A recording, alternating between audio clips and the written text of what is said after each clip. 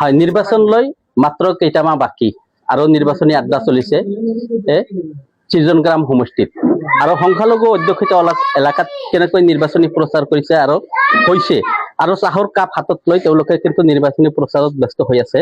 মই কিছু জানিব বিচাৰিম।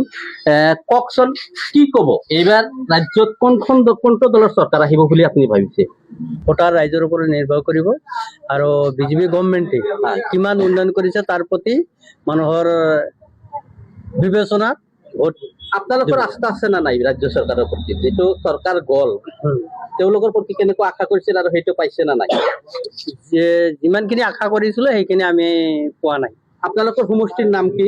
নতুনকৈ গঠিত হৈছে 17 নং চিজনগ্ৰাম সমষ্টি। এই সমষ্টিৰ বিধায়কজন কোন দলৰ আৰু নাম কি? আব্দুল বাতিন খন্দকাৰ। তেওঁৰ পৰা যিখিনি আশা কৰিছিল সেইখিনি উন্নয়ন হৈছে না নাই? ৰাইজে যিখিনি আশা কৰিছিল সেইখিনি হোৱা নাই। হয়, আপোনালোকে কাক কেনেকুৱা দলৰ প্ৰাৰ্থী বিচাৰে বা কেনেকুৱা বিধায়ক বিচাৰে? আমি বাতিন খন্দকাৰক নিবিচাৰো। বাতিন খন্দকাৰৰ পৰিৱৰ্তন বিচাৰো। পৰিৱৰ্তন বিচাৰে? পৰিৱৰ্তন বিচাৰো। হয়, চিজনগ্ৰাম সমষ্টিত আচলতে যিখিনি আশা কৰিছিল সেইখিনি উন্নয়ন হৈছে না নাই?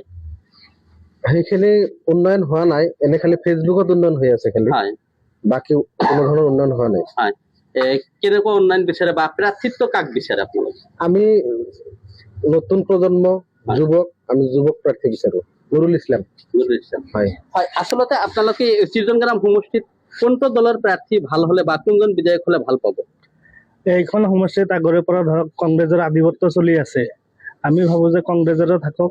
সেই হিচাপে আমাৰ মাজত নতুন মুখ আহিছে নুৰুল ইছলাম, আমি নুৰুল ইছলামকে বিচাৰিছো। নুৰুল ইছলাম। আচলতে আপোনালোকে এইটো ৰাজ্যত এইবাৰ কোন চৰকাৰ আহিব বুলি আপোনালোকে ধাৰণা কৰিছে? চাওক, সামগ্ৰিক পৰিস্থিতি যদি লক্ষ্য কৰা যায়, অনাগত দিনত নিশ্চয় আমাৰ যুৱ সমাজে মিত্ৰ দলৰ চৰকাৰটো বিচাৰিব বিচাৰে।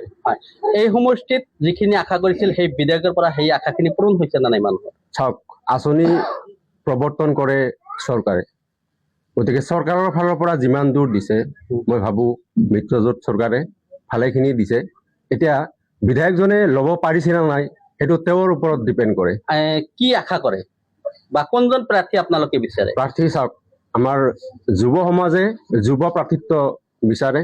বিশেষকে চিজনগ্ৰাম সমষ্টিত চৰকাৰ পক্ষৰ যাতে MLA পঠিয়াব পৰা যায়, তেনেকুৱা কোন আছে? তেনেকুৱা মিত্ৰজোঁটৰ অসম গণ পৰিষদ দলে চিজনগ্ৰাম সমষ্টিত শ্বাহিদুল হক ডাঙৰীয়াক প্ৰাৰ্থিত্ব দিয়াৰ আশা আছে। গতিকে তেখেতক বিচাৰো। তেখেতে হলে নিশ্চয় ৰাইজে বিবেচনা কৰিব আৰু ৰাইজে অনাগত দিনত চৰকাৰ পক্ষত থকা MLA পঠিওৱাটো দৰকাৰ বা নিশ্চয় বিবেচনা কৰিব। হয়, আপনি কাক এই সমষ্টিৰ বিধায়ক হিচাপে বিচাৰে? AJPৰ শ্বাহিদুল হক ডাঙৰীয়া। হয়, কিয়? যুৱ নেতা। আপনি কাক বিচাৰে বা সমষ্টিৰ কেনেকুৱা পৰিৱৰ্তন হৈছে? পৰিৱৰ্তনৰ নামত একো হোৱা নাই, চব বেকু বানা হৈছে। হয়, ৰাজ্য চৰকাৰ কোনটো দলৰ আশাটা বিচাৰে? মই কংগ্ৰেছৰ বিচাৰো এতিয়া। কংগ্ৰেছৰ পৰিৱৰ্তন লাগে তখন। পৰিৱৰ্তন লাগে। সকলোৱে কিন্তু পৰিৱৰ্তন খুজিছে আৰু সমষ্টিৰ কি উন্নয়ন হৈছে কওকচোন? আপোনালোকৰ সমষ্টিৰ কেনেকুৱা উন্নয়ন হৈছে? নাই, আমাৰ তেনেকুৱা উন্নয়ন হোৱা নাই। আমাৰ ৰাঙাপানীত দেখাই পাইছো, আমাৰ এই শিমলাবাৰীত যিটো দলং আছিলে সেই দলঙৰ একো কাম হোৱা নাই। চিজনগ্ৰাম সমষ্টিত কেনেকুৱা? তেনেকুৱা কোনো কাম হোৱা নাই। ৰাজ্য চৰকাৰে বহুত পৰিৱৰ্তন হৈ আছে বুলি কৈ আছে, কি কব? নাই, আমিও পৰিৱৰ্তন বিচাৰো। আমাৰ কংগ্ৰেছ দলৰ প্ৰাৰ্থী যি কওক আৰু কংগ্ৰেছ দলে চৰকাৰ গঠন কৰক তাৰে কামনা কৰিছো। আৰু আমি আশাবাদী যে আমাৰ এইবাৰ কমচে কম এইবাৰ আমাৰ কংগ্ৰেছ দলৰ চৰকাৰ গঠন কৰিব নিশ্চিত হৈ আছে। বিধায়ক চিজনগ্ৰাম সমষ্টিৰ বিধায়ক কাক বিচাৰে? বিধায়ক আমি নতুন প্ৰজন্ম আচলতে বিচাৰো। আমাৰ যিহেতু কংগ্ৰেছ দলৰ টিকেট বিচাৰিছে আমাৰ নুৰুল ইছলাম ডাঙৰীয়াই, তো মই ভাবো যে তেওঁক দিলে মানে নিশ্চিতভাৱে জিতিব। আৰু আমাৰ যিহেতু আমাৰ অভয়পুৰীটো চিজনগ্ৰাম সমষ্টিটো আমাৰ মোটামুটি কংগ্ৰেছৰ হাতত আছিল, এইবাৰো নিশ্চিতভাৱে কংগ্ৰেছ জিতিব বুলি আশাবাদী। আপোনালোকে আচলতে ৰাজ্যত কোনটো চৰকাৰ বিচাৰে? আমি আচলতে ৰাজ্যত কংগ্ৰেছ গভৰ্ণমেণ্ট বিচাৰো। কংগ্ৰেছ চৰকাৰৰ কংগ্ৰেছৰ জৰিয়তে চৰকাৰ গঠন কৰক অসমত, সেইটোৱে বিচাৰো। চিজনগ্ৰাম সমষ্টিত বিধায়কজনৰ পৰা যিখিনি আশা কৰিছিল সেইখিনি পাইছে না নাই? আব্দুল বাতিন খন্দকাৰৰ কিছুমান অন্ধভক্ত আছে, অথচ তেওঁলোকে সেই বিধায়কজনৰ পৰা একো বস্তু পোৱা নাই। পাইছে নেপাইছে তেওঁলোকৰ মেটাৰ, কিন্তু তেওঁলোকে এনেও মানে কৈ আছে, নিউজত আহি পেলাই কৈ আছে।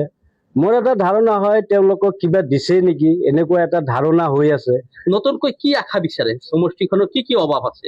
ছিজন গ্ৰাম সমষ্টি হ'ল কৃষি প্ৰধান সমষ্টি। কৃষি প্ৰধান সমষ্টি 1 নম্বৰ কথা। 2 নম্বৰ হ'ল গৰাখহনীয়াৰ কবলত পৰা সমষ্টি এখন বনাই দিছে।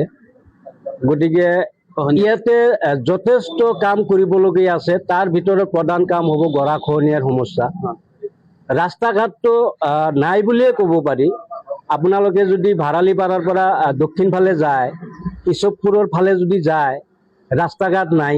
পশ্চিম মাজেৰালগাৰ পৰা যদি আপোনালোকে আৰু দক্ষিণ ফালে যায়, ৰাস্তা ঘাট একো নাই। তাতে যথেষ্ট কাম কৰিবলগীয়া আছে। RCC দলং বনাব লাগিব, ৰাস্তা ঘাট বনাব লাগিব, হস্পিটেল বনাব লাগিব। তাৰপিছত আপোনাৰ ল'ৰা ছোৱালীৰ শিক্ষাৰ ক্ষেত্ৰত কলেজ বনাব লাগিব। যথেষ্ট কাম কৰিবলগীয়া আছে। গতিকে আমি ভাবোঁ যে নতুন সমষ্টি, নতুন প্ৰজন্মক সন্মানীয় গৌৰৱ গগৈ ডাঙৰীয়া APCCৰ সভাপতি, তেওঁ নিশ্চয় বিবেচনা কৰিব যে কংগ্ৰেছ দলৰ প্ৰাৰ্থী কোনজন মানুহ দিলে আমি সহজতে জিকাই আনিব পাৰিম। তেনেকুৱা এজন ব্যক্তিক নিশ্চয় তেওঁ টিকট প্ৰদান কৰিব। আৰু আমি সদায় দেখা পাই আছোঁ 17 নং ছিজন গ্ৰাম সমষ্টিত যিখিনি গাঁও পঞ্চায়ত আছে, 23খন গাঁও পঞ্চায়ত আছে, গোটেইখিনি পঞ্চায়তে সকলো মানুহে বিচাৰিছে নতুন প্ৰজন্ম। আব্দুল বাতিন খণ্ডকাৰক আচলতে বিচৰা নাই। তেওঁ যিহেতু ছিজন গ্ৰাম সমষ্টিৰ বিধায়ক নহয়, গতিকে তেওঁৰ যিখিনি কাৰুকাৰ্য, তেওঁ কংগ্ৰেছ দলৰ বিধায়ক হৈ UDF-ৰ মানুহ লৈ পেলাই ঘূৰা ফুৰা কৰি আছে। এইটো ৰাইজে পৰিলক্ষিত কৰিছে, এইটো দেখা আচলতে নতুন প্ৰজন্ম নতুন ব্যক্তিক বিধায়ক হিচাপে বিচাৰিছে। চাহৰ দোকানী আছে, তেওঁৰ পৰা জানিব বিচাৰো। দাদা কওকচোন, কেনেকুৱা আড্ডা চলিছে আপোনাৰ দোকানত? ইলেকশ্যনৰ আড্ডা বৰ্তমান হৈ আছে। হয়, নানান ধৰণৰ প্ৰাৰ্থী আহে। হয়। কাৰ তেওঁলোকে প্ৰচাৰটো বেছি, কোন দলত? এতিয়া আমাৰ অঞ্চলটোতো সংখ্যালঘু অঞ্চল, হয়, আৰু ইয়াত কংগ্ৰেছ আৰু AGP আহে। UDF-ৰ মই পোৱা নাই, কিন্তু কংগ্ৰেছ আৰু AGP 2 দলৰে বহে। হয়, আচলতে ক'ব লাগিব সংখ্যালঘু অধ্যুষিত এটা সমষ্টি, য'ত প্ৰায় 98% লোক কৃষিজীৱী, আৰু 3খন নদীৰে আগেৰি আছে আই, মানা, পকালগি, ব্ৰহ্মপুত্ৰ কিছু আৰু বেকিৰ কিছু অংশ লৈ এই সমষ্টিটো। গৰাখহনীয়াৰ সমস্যাটো মূল সমস্যা। ৰাস্তা ঘাটো নাই, আৰু একাপ ৰঙা চাহ হাতত লৈ এনেকৈ আড্ডাত তেওঁলোকে বহিছে। আৰু DY 365ৰ চাহৰ আড্ডাৰে এক প্ৰতিবেদন দেখালো ছিজন গ্ৰাম সমষ্টিৰ পৰা।